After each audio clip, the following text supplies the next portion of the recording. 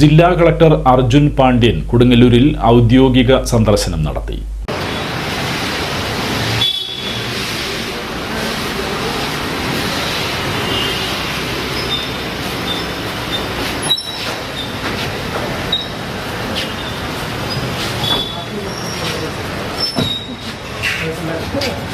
ഔദ്യോഗിക സന്ദർശനത്തിന്റെ ഭാഗമായി മിനി സിവിൽ സ്റ്റേഷനിലെത്തിയ കളക്ടറെ തഹസിൽദാർ അനിൽകുമാറിന്റെ നേതൃത്വത്തിൽ സ്വീകരിച്ചു.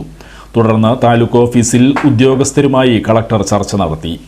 നിർമ്മാണം പുരോഗമിക്കുന്ന അഴീക്കോട് മുനമ്പംപാലം പ്രദേശം, മുനക്കൽ ബീച്ച്, സുനാമി കോളനി എന്നീ സ്ഥലങ്ങളും കളക്ടർ സന്ദർശിച്ചു.